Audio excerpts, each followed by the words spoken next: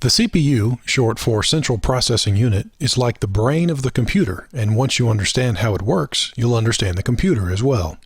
Let's remove the cover of the CPU and zoom in to see what happens inside. There are lots of different wires carrying information around the CPU. This particular CPU is called the 6502 and was used in computers like the Apple II and the Commodore 64, as well as in the original Nintendo Entertainment System. This simulation of the 6502 can be found online at visual6502.org. In every CPU, there is a particular wire that turns on and off at a steady rate to help keep everything in sync. That wire is called the clock, and the clock in this simulation is turning on about twice a second. Modern CPUs are measured in gigahertz, giga meaning billion and hertz meaning times per second. So the clock in modern CPUs turns on several billion times per second. That speed is what allows CPUs to do very complicated things very quickly. However, what the CPU does during each clock tick is actually very simple and something we'll look at more in this video. For now, we'll zoom back out and put the cover back on. The CPU in your computer might be manufactured by a company like Intel or AMD, but the type of CPU we're going to look at today is called the Scott CPU. The Scott CPU doesn't actually exist except as a design in a book called But How Do It Know by John Scott. The design of the Scott CPU is copyrighted and is being used in this video with John's permission. The book is available at buthowdoitknow.com. This is a great book that goes through each of the components in the CPU very slowly, without using a lot of overly technical jargon. If you've been looking for a book that explains how a computer works, I would highly recommend this one. So let's flip the CPU over and look underneath. You'll see a lot of pins sticking out that allow the CPU to take in information and send it back out. The CPU fits into what's known as the motherboard. The motherboard allows all the components in the computer to connect to each other. So we'll flip the CPU back over and plug it into the motherboard. On the right of the motherboard is a place for something called RAM. RAM is short for Random Access Memory, and it just contains all the data that is being processed by the CPU. Let's learn a little bit more about RAM by looking at how the CPU and RAM interact. For now, we'll remove the wires on the left and move the motherboard over to make room for the RAM chip. RAM consists of a list of addresses, and at each of those addresses is a piece of data. The CPU normally requests and processes each piece of data from RAM in order, one after the other. However, if the CPU is instructed to pull data out of order, it can do so. That is why it's called Random Access Memory. The data can be accessed randomly if it needs to be, although normally it's accessed in order. When the computer first starts running a program, it sends an address to RAM to begin retrieving that program. The RAM address just consists of a series of ones and zeros representing on and off wires.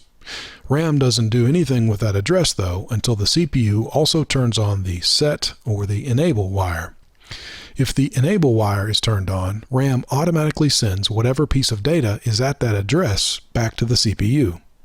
That data is then processed by the CPU accordingly. Once the CPU is finished processing that piece of data, it then sends another address to RAM, turns on the enable wire, and gets the next piece of data from RAM. This process happens over and over again inside the computer. If the CPU needs to save data to RAM, it outputs an address, outputs some data, and then turns on the set wire. The RAM will then overwrite the data at that address with the new data. But what is that data inside RAM? Because it just looks like a bunch of ones and zeros. Well, it's made up of different things. Some of the most important pieces of data in RAM are the instructions. Instructions just tell the CPU to do different things. There are also numbers inside that data. These are numbers that you might want to add together, compare, or simply process in some way. Another thing, and this is kind of weird, that is in the data is addresses. At particular memory addresses in RAM, the data itself is also an address. These addresses can be used for various things. For instance, if you want to output a number to an external device, you have to know the address of that particular device. Do you want to send data to the printer, or do you want to send it to the monitor, for instance? There are also letters stored in RAM. If you want to show some text on the screen, you would actually store it as a bunch of ones and zeros in RAM. Each letter is stored as a particular combination of ones and zeros according to a character code. These character codes are arbitrary. Someone just decided that this is a lowercase a and this is an uppercase G, for instance. So that's what's actually in the data inside RAM. Now let's go back to seeing the data as just a bunch of ones and zeros. And we'll now move the RAM chip into the RAM socket on the motherboard. We'll then group the RAM addresses and data together, pull the CPU out of the motherboard, and look at what's called the instruction set of the CPU. As we saw earlier, some of the pieces of data in RAM are instructions, and each CPU has its own set of instructions that it understands. So there might be a load instruction, which loads a number from RAM into the CPU. After a couple of these load instructions, there might be an add instruction that adds these two numbers together. After an add instruction might be a store instruction, which saves the result of that addition back out to RAM to be used later on. There might also be a compare instruction after some load instructions, which compares two numbers together to see which one is larger or if they are the same. The compare instruction can be very useful when used in conjunction with what's called a jump if instruction. As we saw earlier, the CPU generally requests each piece of data from RAM in order one after the other. Sometimes, though, the programmer wants to jump to an out-of-order RAM address to process some other instructions in memory. The jump if instruction checks to see if a certain condition is true before it jumps. It uses the results of the compare instruction to make this decision. There is also a regular jump instruction that jumps no matter what. Finally, there is an out instruction and an in instruction. These will output data to an external device like a monitor, or input data from an external device like a keyboard. These two instructions are often used in conjunction with an address, like we talked about earlier.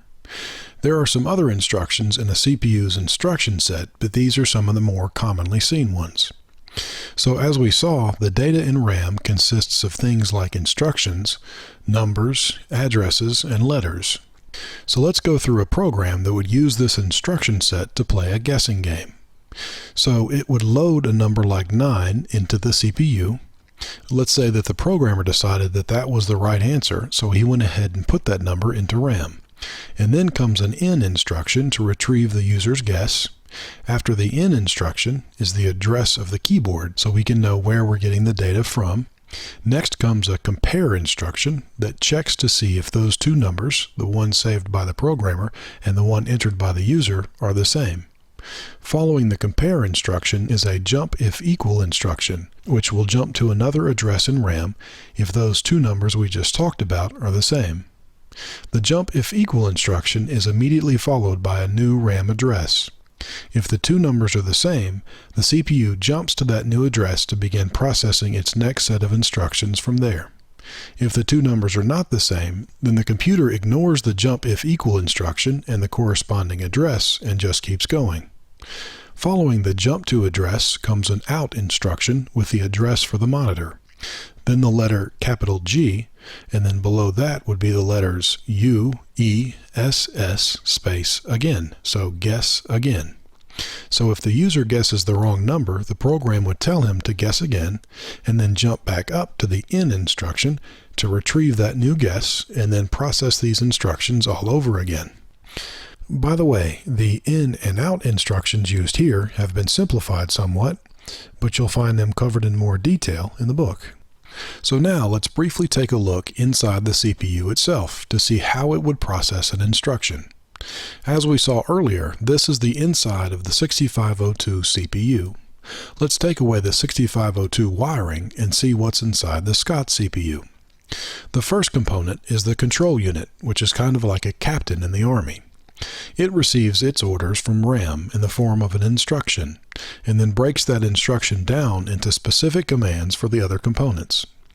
One of the most important components under the command of the control unit is the arithmetic logic unit, or ALU for short. The ALU is what performs all the mathematical operations inside the CPU, such as addition, subtraction, or even comparison like we saw earlier. The arithmetic logic unit has two inputs. We'll label them input A and input B, and assume they are two numbers from some previous load instructions. Now we might want to add those two numbers together. The control unit receives that instruction from RAM and then tells the ALU what type of operation to perform. The ALU performs the operation and then outputs the answer. Sometimes, though, depending upon the type of instruction, the output from the ALU can actually be ignored. For instance, if you have a compare instruction, the ALU doesn't need to output an answer. Instead, it just needs to tell the control unit how the two numbers compare to each other. For this, the ALU uses what are called flags, and they help the control unit decide what to do when it receives the next instruction, like jump if, which we'll see later. For now, though, let's say that we are working with an instruction that does produce an output. Where does that output actually go? Well, the 8 wires coming out of the ALU would actually run to what is called a register. A register is a very simple component whose only job is to store a number temporarily. Registers act just like RAM, except they are inside the CPU, making them faster and more useful for storing a number temporarily while an instruction is being processed. When the ALU sends the output to the register, it won't actually be saved until the control unit turns on the register's set wire. The set wire is just like the one we saw earlier for RAM. When the set wire is turned on, the register saves whatever number is on its input wires. Once we have the output saved in the register, though, how do we get it back out? Well, when we are ready to move a number out of the register, we need another control wire called the enable wire that also runs from the control unit to the register. As soon as the control unit turns the enable wire on, the register will output whatever number is saved inside. The output wires of the register then connect to what is called the CPU bus. A bus, as we saw earlier on the motherboard, is simply a group of wires that connect multiple components inside a computer. On the bus are some other registers with their own set and enable wires. These may have numbers from previous instructions already saved inside. So the control unit will then turn on the set wire of the particular register that it wants to save that number to, and that number will be saved in that register. Afterward, the control unit will then turn off the enable wire from the first register and clear the bus. The 4 registers at the top are just used for storing numbers between operations, so they have output wires that go directly back onto the bus. So now we have moved a number from one register to another just by turning some wires on and off. That's the advantage of the bus, easily moving numbers between components. The disadvantage of the bus is that you can only have one number on it at a time. Because of this limitation, the arithmetic logic unit uses a temporary register for input B. When the control unit is processing an instruction involving the ALU, it will move one of the inputs to the temporary register.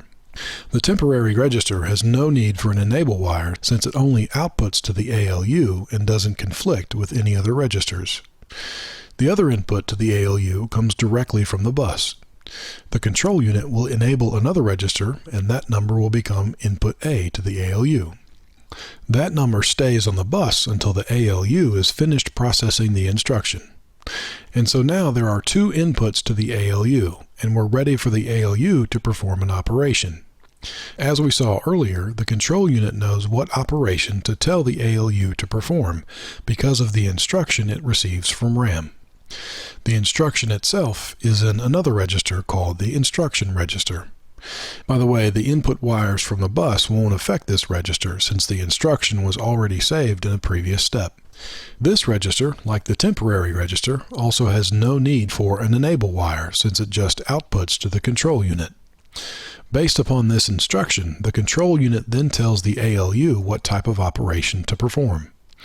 So let's say the instruction we're processing is a compare instruction. With the compare instruction, we're not interested in the number that is output by the ALU. We only want to know how the 2 inputs compare to each other. For that, we use the flags that we talked about earlier. Each flag is just a wire that turns on or off depending upon whether or not a certain condition is true. Inside the Scott CPU, there are 4 flags, and we'll look at 2 of them now. The A is larger flag will turn on if input A is larger than input B. If the inputs are the same, then the equal flag turns on, and if both of these flags are off, that means input B is larger. But in this case, the equal flag is on, so that means both inputs are the same. Once the compare instruction is over, we still need to use the flags for the next instruction, so we'll save them to a register that only has 4 inputs and 4 outputs. one for each flag. Once the flags are set into the flags register, the CPU is finished with the compare instruction, and it can then request the next instruction from RAM. Generally, the next instruction after a compare instruction is a jump if instruction. This combination of a compare and a jump if instruction, by the way, is very common in computer programming. Anytime there is more than one possible path through a program, the computer is using these instructions to tell it which way to go. So now that we're finished with the compare instruction and our flags are saved in the flags register, we need to tell RAM that we're ready for the next piece of data, in this case the next instruction. So inside the CPU, another register that is very important is what's called the instruction address register. The CPU uses this register to know where the next instruction should come from in RAM. When the CPU is ready for the next instruction, it enables the instruction address register onto the bus. Eventually, the instruction address will flow to RAM, but it doesn't get there directly. There is an intermediary register called the memory address register, whose only job is to tell RAM what memory address the CPU wants next, since it won't always be an instruction. Once the instruction address is set into the memory address register, it is automatically sent to RAM since the memory address register doesn't have an enable wire. The control unit then turns on the enable RAM wire, and RAM automatically sends back the data at that address, which in this case is an instruction. That instruction is then saved in the instruction register, and the control unit begins processing it. In this case, it's a jump if equal instruction, which checks to see if the equal flag is on. It does that by running one of its wires and the equal flag wire into an AND gate. If both inputs to the AND gate are on, then the output wire turns on as well. This output wire will then trigger the jump.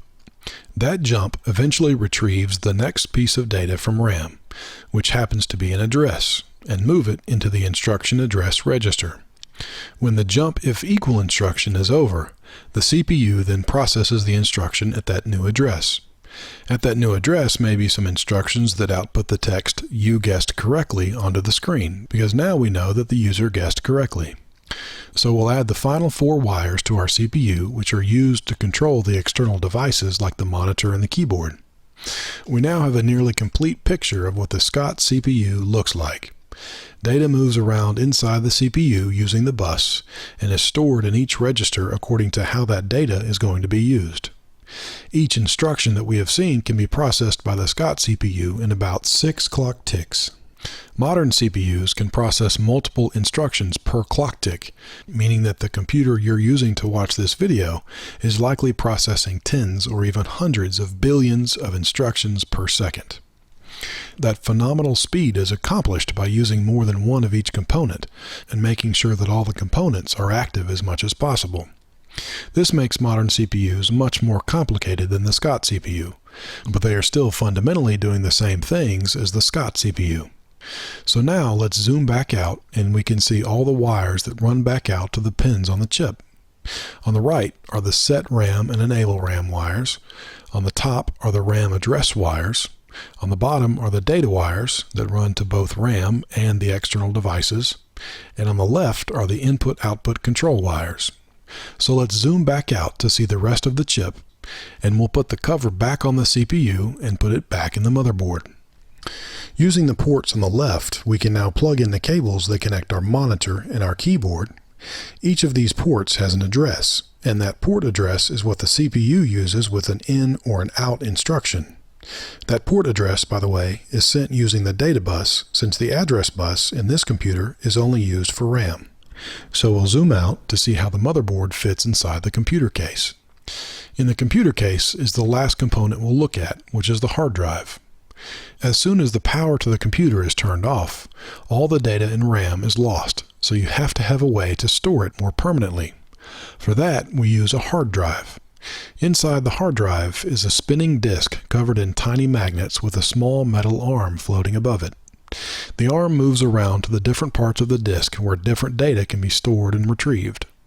The disk and the arm generally move very, very quickly, but nowhere near as fast as the CPU can process data. For this reason, all the data from the hard drive must first be moved to RAM before it can be processed. So we'll put the hard drive back inside the computer and zoom out. Here we can see the program we just ran and the message telling the user that he guessed correctly. So now you've seen the very basics of how a computer processes information. You'll find much more about the Scott CPU and the book at the website buthowdoitknow.com. Also, there are a few small differences between the book and the video, but those shouldn't detract from your understanding of either. You can find a list of these differences in the video description. Thanks for watching.